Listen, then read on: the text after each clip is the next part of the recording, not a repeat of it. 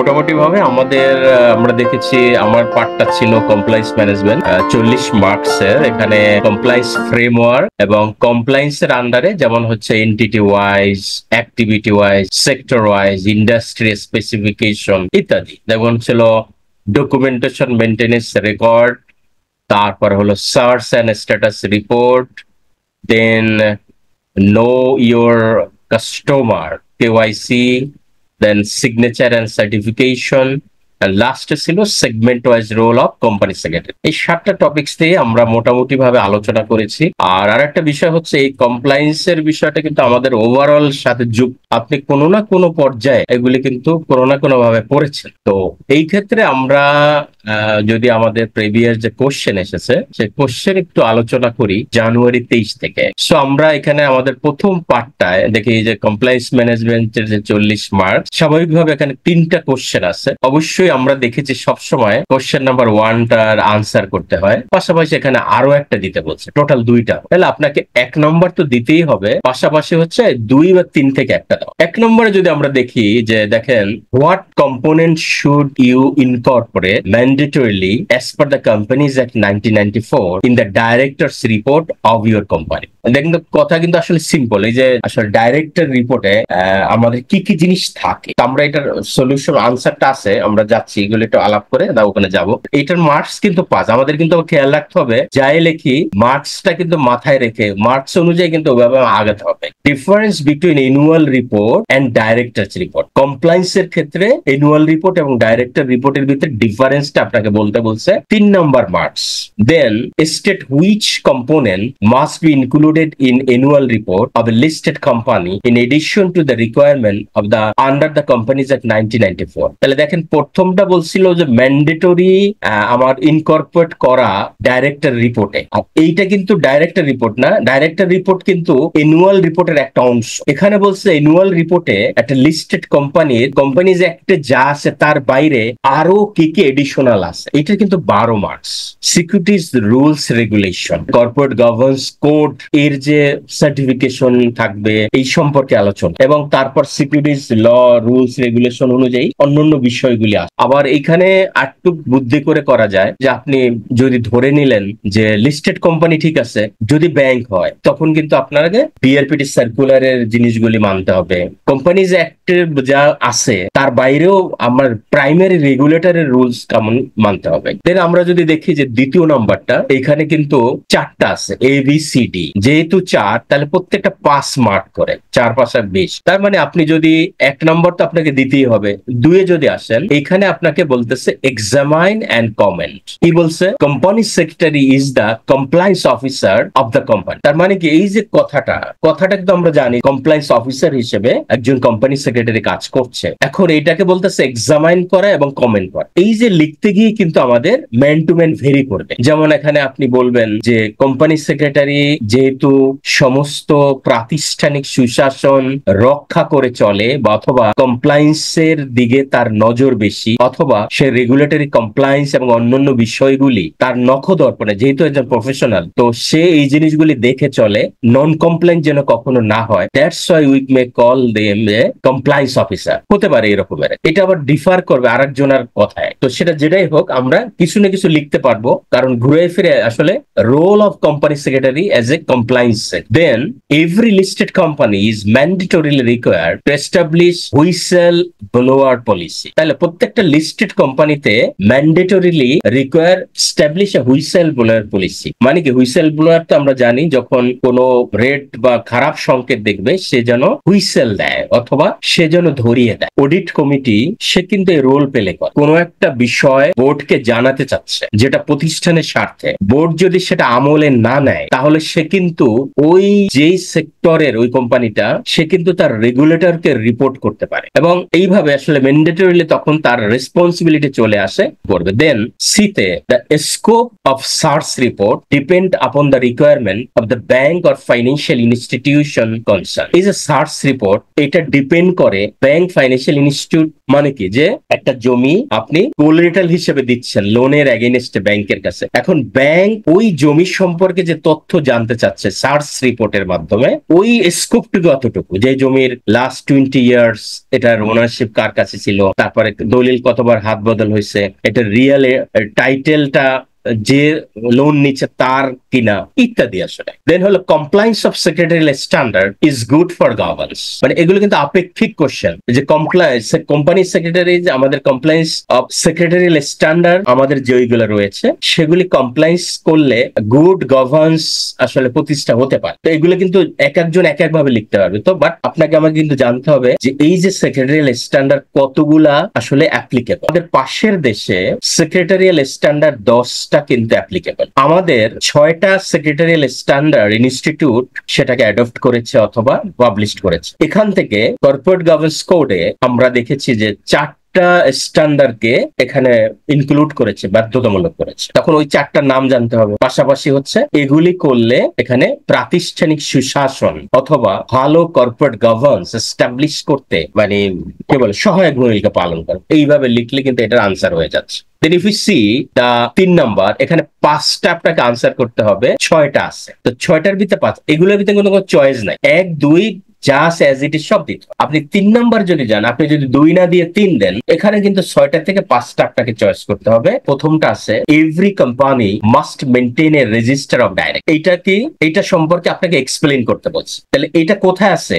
আমাদের কোম্পানিজ অ্যাক্টে রয়েছে। প্রত্যেকটা কোম্পানি তাকে ডাইরেক্টরের রেজিস্টার মেনটেন করতে। এখন গঠন হলো, যদি কেউ জেনে থাকে যে এটা কোন সেকশনে আছে সেটা কিন্তু বলা যায়, কিন্তু যদি সেকশন না জানা থাকে তাহলে কিন্তু সেকশন মানে আপনি অ্যাকুরেটলি না জেনে কিন্তু কোনো ভুল সেকশন লিখবেন, কারণ ভুল সেকশনটা কিন্তু সে কিন্তু যে খাতা দেখবে উনি কিন্তু দেখে নিবে যে আসলে এটা সত্যিকারের সেকশন কিনা, অথবা আপনি অন্য কিছু করলেন কিনা। যখন সেকশনটা আমার কনফিউশন থাকবে তখন কিন্তু সেকশনকে অ্যাভয়েড করে শুধু কোম্পানিজ অ্যাক্ট বলে দিলে হবে, যে আমার as per the companies act, our mother law companies act 1994, সেখানে উল্লেখ রয়েছে to every company must maintain register of directors. কেন করা হয় ডাইরেক্টর রেজিস্টার? আমরা আনসারে যাচ্ছি, যাবো। Then a listed company must comply with Bangladesh secretarial standard. দেখেন সেক্রেটারিয়াল স্ট্যান্ডার্ড এখানেও আসছে, এখানেও আসছে। তাহলে বলতেছে listed company must comply with Bangladesh secretarial standard. কেননা আমার কর্পোরেট গভর্নমেন্ট কোডে যেহেতু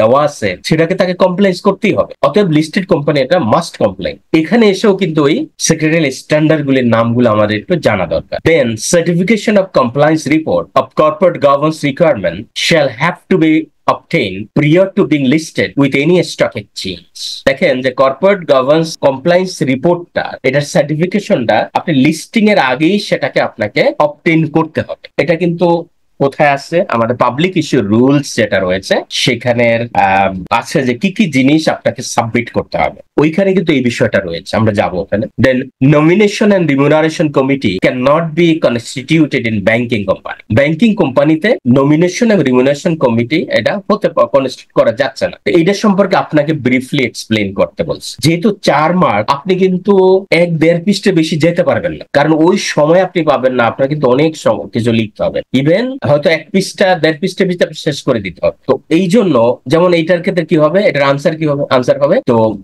এখানে কিন্তু যখন এই পরীক্ষা হয়েছিল তখন কিন্তু বিআরপিটি সার্কুলারটা হয় নাই, যে সার্কুলারটা এই যে এই মাসে বা গত মাসে হয়েছে। তো ওইটার ব্যাপারে আমরা এখানে নেক্সট আলাপ করবো। Carrying out KYC related to promoters of company. কোম্পানির প্রমোটার্স দের রিলেট করে যেটা কেওয়াইসি করা, নো ইয়ার কাস্টমার।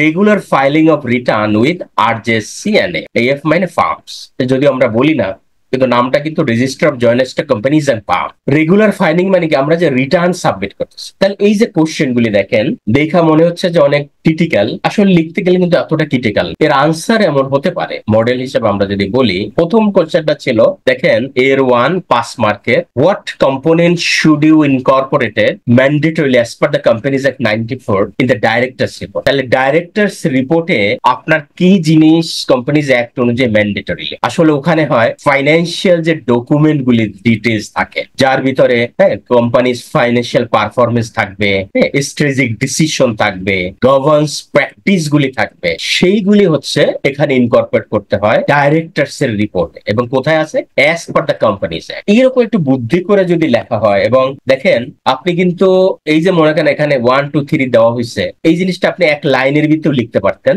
আবার এই রকমের ডট ডট দিয়ে লিখলে একটা পেজের মাঝখানে ভরে যায়। তার মানে কি যে আপনি একটু এটা দেখতেও কিন্তু সুন্দর হয়, এবং অল্প লিখে কিন্তু সময়টাকে অ্যাকচুয়ালি ইউটিলাইজ করার জন্য এইভাবে বিভিন্ন রকম টেকনিক অ্যাপ্লাই করে আপনাকে আমাকে চলতে হবে। দেন আমরা যদি দেখি আরেকটা ছিল যেটা difference between annual report and directors report compliance এর ক্ষেত্রে। অ্যানুয়াল রিপোর্টটা কি? অ্যানুয়াল রিপোর্টের এসেনশিয়াল ওর কম্পোনেন্ট হচ্ছে ফাইন্যান্সিয়াল ট্রান্সপারেন্সি। অ্যানুয়াল রিপোর্টে এগুলি থাকে।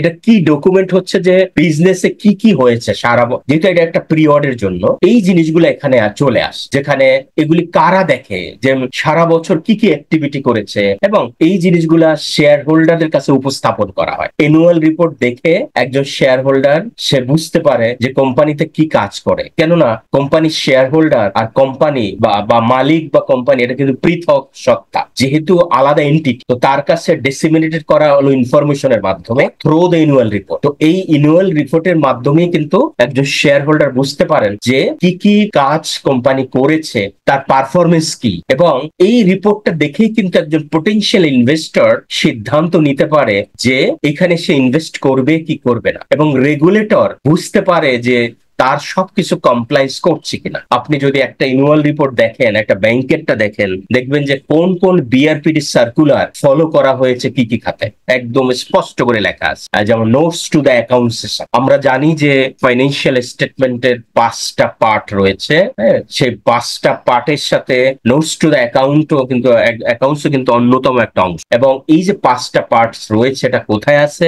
IS 1 এর প্যারা 10 এ দেওয়া আছে। এবং কোন কোন IS কোন কোন কোম্পানির জন্য প্রযোজ্য বা তার জন্য অ্যাপ্লিকেবল, সেটা কিন্তু অ্যানুয়াল রিপোর্টে উল্লেখ থাকে, নোটস টু দ্য অ্যাকাউন্টসই থাকে। তাহলে আপনি কিন্তু এই জিনিসগুলো অ্যানুয়াল রিপোর্টের বিশাল কর্মক্ষেত্র। এই অ্যানুয়াল রিপোর্টের একটা অংশ হচ্ছে ডাইরেক্টর রিপোর্টটা হচ্ছে অ্যানুয়াল রিপোর্টের একটা পার্ট, ওইটা স্বতন্ত্র কিন্তু অ্যানুয়াল রিপোর্টের পার্ট। তো অ্যানুয়াল রিপোর্টের কমপ্লায়েন্স হচ্ছে যে সেখানে ডাইরেক্টর রিপোর্ট থাকবে, স্ট্র্যাটেজিক রিপোর্ট থাকবে, মানে প্রতিষ্ঠানের ফাইন্যান্সিয়াল স্টেটমেন্ট গুলি থাকবে, দেন হচ্ছে অডিটরস এর রিপোর্ট থাকবে। এই জিনিসগুলো হচ্ছে কমপ্লায়েন্স অ্যানুয়াল রিপোর্টের। কারণ আপনার কোশ্চেনটা হচ্ছে এই দুইটার ভিতরে পার্থক্য। এখানে আরেকটা কথা লিখতে হবে, অন দা আদার হ্যান্ড, এইটা লিখে আপনার শুরু করতে হবে যে ডাইরেক্টরস রিপোর্টটা হলো is a document that provide an overview of the companies operation, financial performance, prospect, ভবিষ্যতে কি হতে যাচ্ছে। এটা দ্বারা ক্লিয়ারলি কি হচ্ছে যে অ্যাকুরেট পিকচার, কোম্পানির পারফরমেন্স,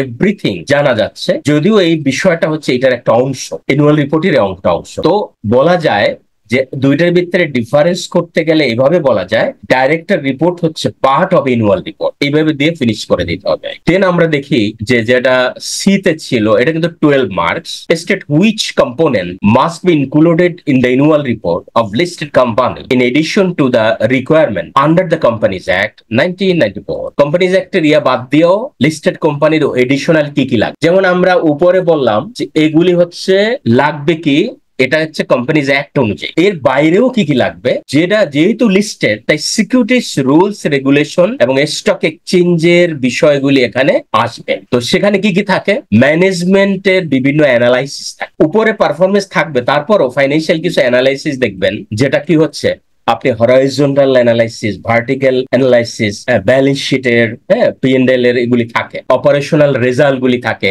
দেখা যায় 5 বছরের রেজাল্ট এখানে উল্লেখ থাকে, বিজনেসের আউটলুক গুলি থাকবে, দেন হচ্ছে কি কি রিস্ক আছে এবং কিভাবে সেগুলি ম্যানেজ করা হয়েছে সেগুলি থাকে, কি কি অপরচুনিটি আছে, এবং সিগনিফিকেন্ট ইভেন্ট, ওই যে ফাইন্যান্সিয়াল বা ওই ইয়ারের ভিতরে কি কি বড় বড় ঘটনাগুলি ঘটাইছে, এই জিনিসগুলা থাকবে। কোম্পানির স্ট্র্যাটেজিক ডিরেকশন কি, ভবিষ্যতে কি করতে চাচ্ছে সেগুলি। দেন থাকবে কর্পোরেট গভর্নেন্স এর রিপোর্ট থাকবে, যেটা লিস্টেড কোম্পানির জন্য বাধ্যতামূলক।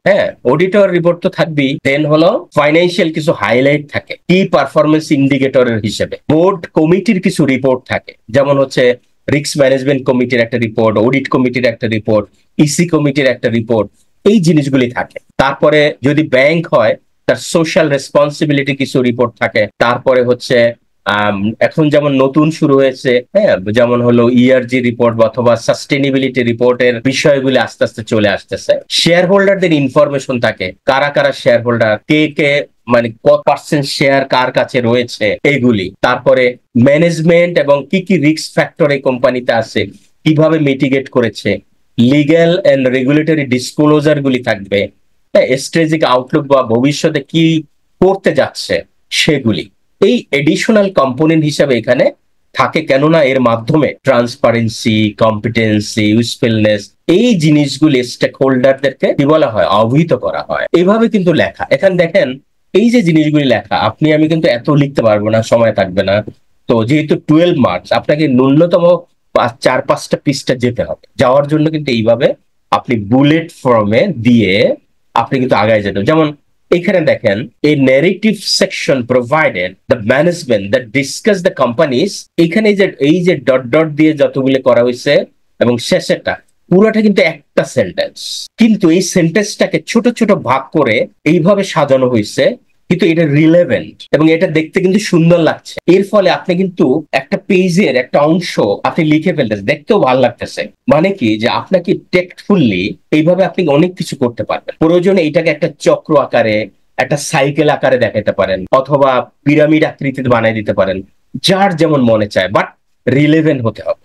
এবং এগুলো কিন্তু টু দা পয়েন্ট হচ্ছে। 2 নম্বর কোশ্চেন, 1 নম্বর কিন্তু শেষ, আপনার কম্পালসারি যেটা 20 মার্ক হয়ে গেল। 2 নম্বরের 8 হচ্ছে examine and comment, company secretary is the compliance officer of the company. এই কোশ্চেনে আপনি কিভাবে আনসার করবেন, যে এই দেখেন এখানে কিভাবে শুরু হচ্ছে, এগুলো কিন্তু মডেল আনসার হিসেবে আমরা বলতে পারি। A company secretary place a crucial role in ensuring the smooth function of an organisation. Company secretary যে পুরুষ হবে তাই না, মহিলাও হতে পারে। শি, এবার এক লাইনে সেরে দিতে পারেন, অথবা হি অর শি বলতে পারেন, ইজ রেসপন্সিবল ফর। দেখেন এইটা কিন্তু একটা সেন্টেন্সে, কিন্তু এইভাবে ডট ডট দিয়ে আমরা যদি আগাই, কিভাবে রেসপন্সিবল, লিগ্যাল কমপ্লায়েন্সের জন্য সে রেসপন্সিবল, কর্পোরেট গভর্নেন্স কমপ্লায়েন্সের জন্য রেসপন্সিবল, স্ট্যাটুটরি রেকর্ড রাখার জন্য রেসপন্সিবল, বোর্ডকে সাপোর্ট করা তার দায়িত্ব বা রেসপন্সিবিলিটি, এবং ফ্যাসিলিটেট করা শেয়ার হোল্ডারদেরকে, হ্যাঁ, এটা তার দায়িত্ব। এবং স্ট্র্যাটেজিক অ্যাডভাইজার হিসেবে সে কাজ করে কার সাথে, টু দ্য ম্যানেজমেন্ট। তাই বলা যায় company secretary provide guidance two a company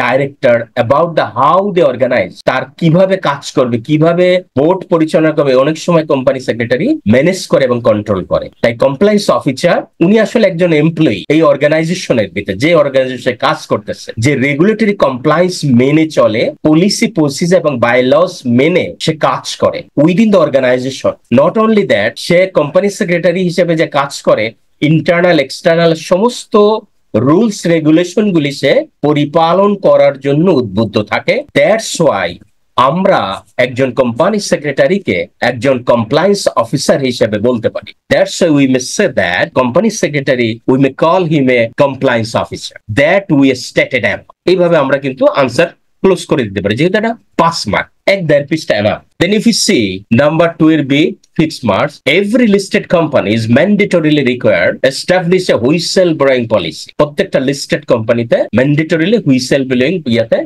রাখা উচিত as per the securities law। তো এই ক্ষেত্রে আমরা বলি, তাহলে জানতে হবে হুইসেল ব্লোয়িংটা কি। এটা আসলে এক ধরনের মেকানিজম যে প্রোভাইড করতেছে opportunity employees to report the misdoing within the company. কোম্পানির ভিতরে যদি কোনো ব্যত্যয় হচ্ছে জানা যায়, সে কিন্তু এটাকে ভয়েস রেজ করবে, সে অথরিটির কাছে জানাবে। তো এটা যেই করবে, এখানে কিন্তু কিছু বাধ্যকতা রয়েছে, এমন যে এই জানাবে তার কিন্তু প্রোটেকশনের প্রয়োজন আছে। মনে করেন একটা বড় ফ্রড হচ্ছে, এটা যদি একজন জানাই যায়, আর যদি জনসমক্ষে সে উন্মোচিত হয়ে যায় যে ও জানাইছে, তাহলে ওর কিন্তু 12টা বাজে। তো এই জন্য তার কিন্তু বিষয়গুলো এইভাবে গুছানো থাকবে। এই জন্য কিন্তু একটা পলিসি দরকার আছে, এই জন্য বলা হয়েছে হুইসেল ব্লোয়িং পলিসি। তো হুইসেল ব্লোয়ার হচ্ছে উনি যিনি ক্রুশিয়াল রোল প্লে করে, এবং সে কি করে, সে পাবলিকলি হোক বা ইন্টারনাল ইন্টিগ্রিটি এগুলি ম্যানেজ করার জন্য সে কিন্তু ভয়েস রেজ করে। উনি হচ্ছে প্রোটেক্ট করে ওনার জন্য ডিসক্লোজার গুলা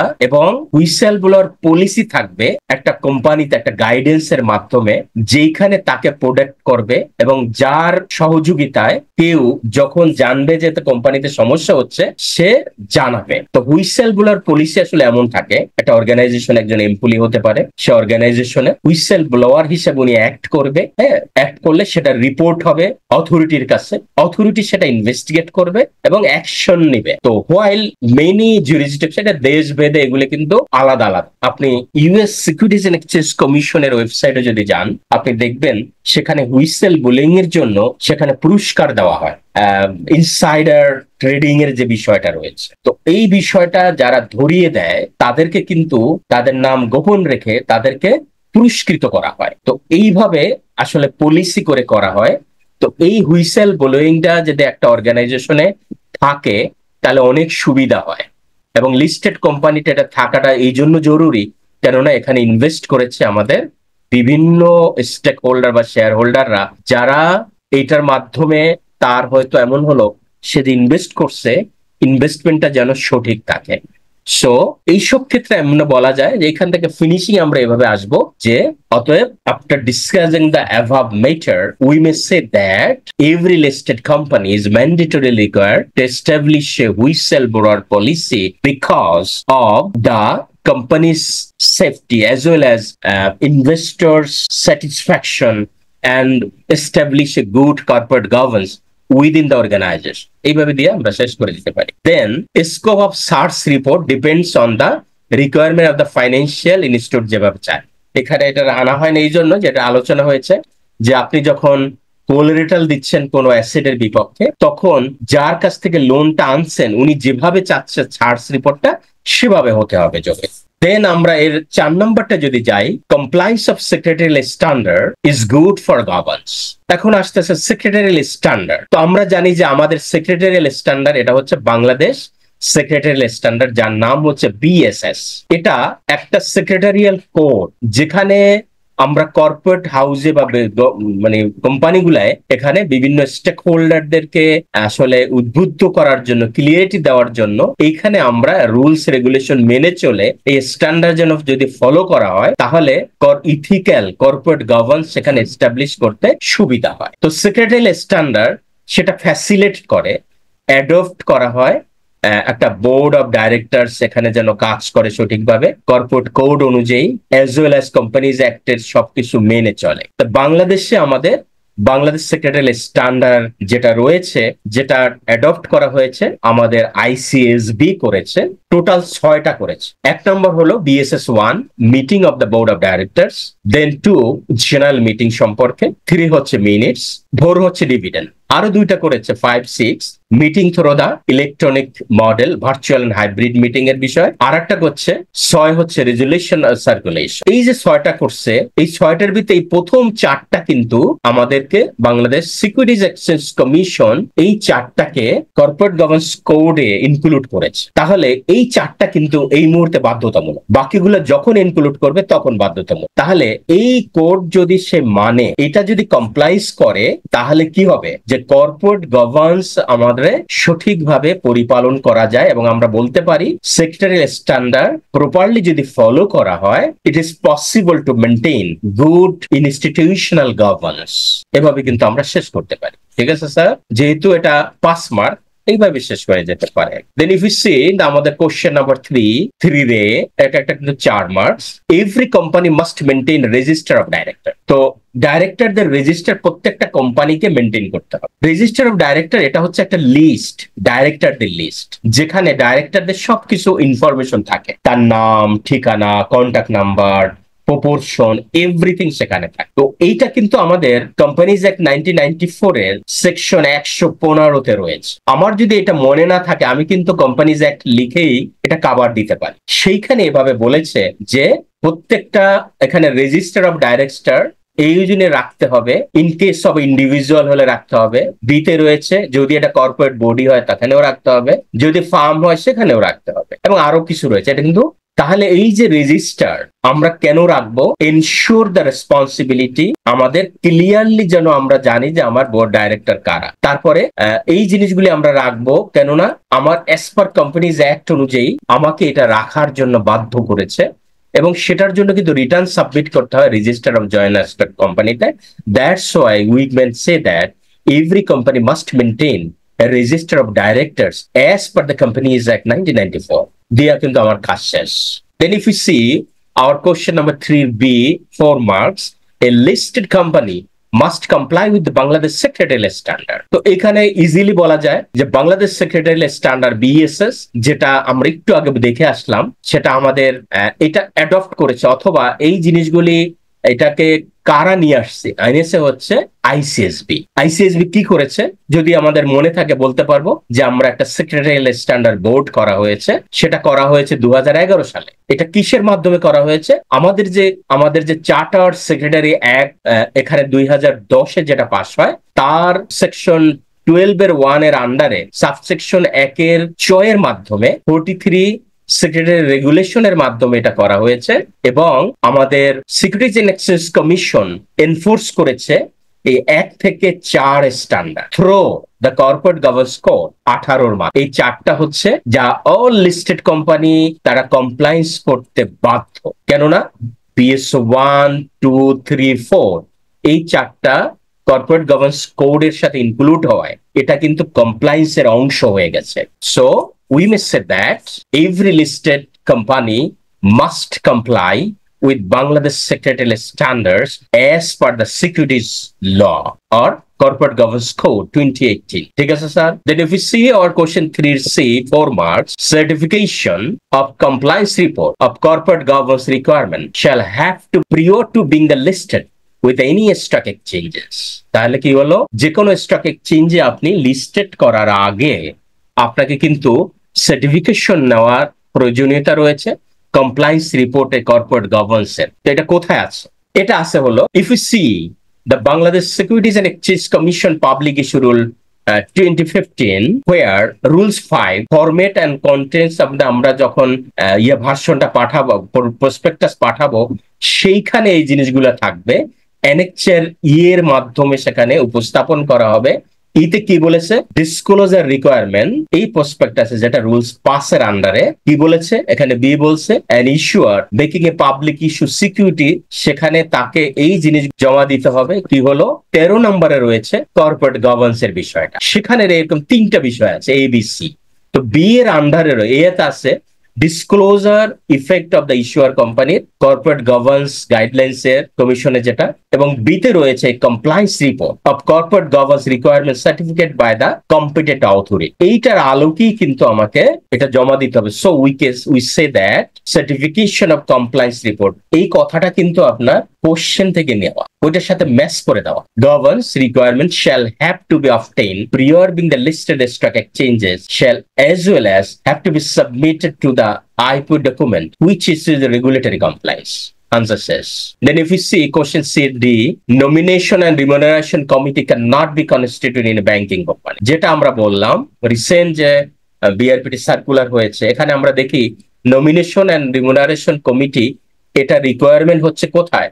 কর্পোরেট গভর্নেন্স কোডের মাধ্যমে। এটা যদি ফেল হয় তাহলে আসলে কোম্পানির বিভিন্ন রকম বোর্ড অফ ডাইরেক্টররা ইনফ্লুয়েন্স করে, সেটা থেকে মুক্তির জন্য আসলে এইটা কমপ্লায়েন্স করা কোম্পানির জন্য, আসলে ব্যাংকিং কোম্পানির জন্য কঠিন হয়ে যায়। বলতেছে nomination remuneration committee can not be constituted in a banking company because of the structure of the companies.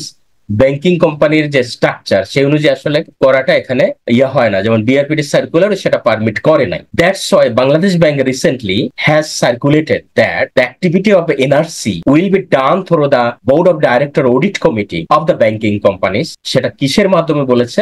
BRPT circular letter 12 মেতে আসছে, যেটা এইখানে কিন্তু উল্লেখ করা হয়েছে।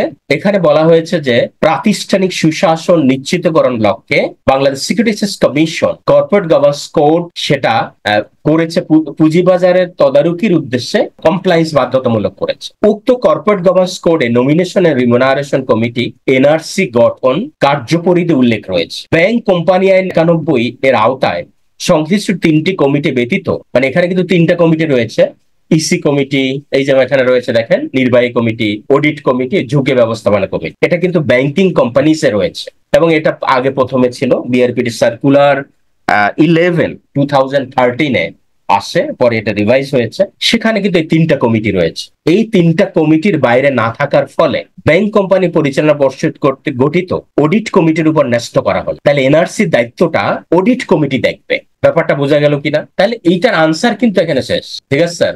দেন if we see the questions 3 4 marks, carrying out KYC related to promoters of a company. একটা কোম্পানির প্রমোটারের কেওয়াইসি মানে তার তথ্যগুলি। তাহলে প্রমোটার কোত্থেকে আসে? প্রমোটার ইনকর্পোরেট করে কোম্পানিকে, সে সাবস্ক্রাইব করে ক্যাপিটাল এবং একটা বিজনেসকে সে দাঁড় করায়। তাহলে company প্রমোটার্স are individual or entity responsible for the formation and incorporation of a company. তাহলে প্রমোটারের কিন্তু দায়িত্ব অনেক, সেই রেসপন্সিবিলিটি একটা কোম্পানিকে দাঁড় করা। সে একটা ক্রুশিয়াল রোল প্লে করে কোম্পানির এক্সিস্টেন্সি ধরে রাখার উদ্দেশ্যে। তো তার সম্পর্কে সমস্ত তথ্যগুলি যে আসলে করা, ইনকর্পোরেট করা অথবা লেখা, তার কেওয়াইসি দেখা। তো কিভাবে করে এখানে বলা আছে, তার ফরমেশনের সময় তার যে সমস্ত তথ্যগুলি ওখানে নিয়ে আসা, এবং সিম্পলি সে বেসিক তার ব্যাকগ্রাউন্ড গুলি এখানে নিয়ে আসা। এবং এটার উদ্দেশ্য আসলে অনেক, যেমন কোনো ফ্রড ফরজারি হওয়া, অন্যান্য জিনিসগুলো যেন এখানে না হয়। কারণ অনেক সময় অনেকে টাকা উঠে কোম্পানির গঠন না করে অথবা করেই টাকাগুলি হয়তো বেহাত হয়ে যেতে পারে। এই জন্য কেওয়াইসির প্রয়োজনীয়তা রয়েছে। So we may say that carrying out the KYC related to the promoter of a company very vital for the good corporate governance. এইভাবে দিয়ে শেষ করা যায়। Then if we see the last one, probably question 3 4 marks. Regular filing return with RJCN Act. Register of joint stock আমরা regular যে filing করতেছে, এই filing গুলো কি আপনি রেজিস্টার অফ জয়েন্ট স্টক কিন্তু রিটার্ন সাবমিট করা বাধ্যতামূলক, এটা রেগুলার বেসিসে। আবার আপনি কিন্তু শিডিউল 10 আপনি জমা দেন। হ্যাঁ, এটা কি হলো? এনুয়াল শিডিউল 10টা কি? Annual summary of share capital and list of share holder and directors, কারা কারা আছে এবং এটা কবে দিতে হয়? To be filed within 21 days of an annual general meeting as per the Companies Act 1994. AGM এর 21 দিনের ভিতরে জমা দেওয়ার কথা। আবার এর ভিতরে যদি চেঞ্জ হয়ে থাকে সেটা আমরা দেখে নিতে হবে। ব্যালেন্স শিট, হ্যাঁ, যেটা এই ব্যালেন্স শিট হয়তো আসলে কোম্পানিজ অ্যাক্টে রয়েছে নাম, তার মানে ফাইন্যান্সিয়াল পজিশন যেটা, সেটা ব্যালেন্স শিট 30 দিনের ভিতরে দিতে হয় এজিএম এর, within 30 days of an AGM. Profit and loss account, এটা হলো পারফরমেন্স, এটাও কিন্তু একইভাবে সাবমিট করা। এগুলি কিন্তু তার রেগুলার রিলিফ সাবমিট করতে। এর বাইরেও যদি কোনো কারণে শেয়ার হোল্ডারের পরিবর্তন হয়, কোনো শেয়ার হোল্ডার মারা যায়, পরিবর্তন হয়, ইনক্লুড হয়, সেইগুলোকে কিন্তু সাবমিট করতে হয়। কোম্পানি কি করে? পার্টনারশিপ হোক, যেটাই হোক, শেয়ার ট্রান্সফার, অ্যালটমেন্ট, এই সবগুলি তাকে সাবমিট করা হয়। এগুলি কিন্তু তার রেগুলার কাজ। সো এইখানে আরজিসিতে ফর কমপ্লায়েন্স পারপাস এই জিনিসগুলি সাবমিট করতে হয়। একজন কোম্পানি সেক্রেটারি এই কাজগুলি করে সুচারু রূপে। তো that's are the company secretary compliance. Answer কিন্তু শেষ। এই যে আমরা যে আলোচনাগুলো করলাম, যদিও আমরা বাংলায় বলেছি, আনসার দিতে হবে ইংলিশে, কিন্তু সিম্পল একই রকম। তো বিষয়গুলো আসলে এই রকমের, আমরা এখানে একটা ফুল কোশ্চেন কিন্তু 40 মার্কসের আমরা এখানে মডেল সলিউশনটা আপনাদের এখানে উপস্থাপন করা হলো।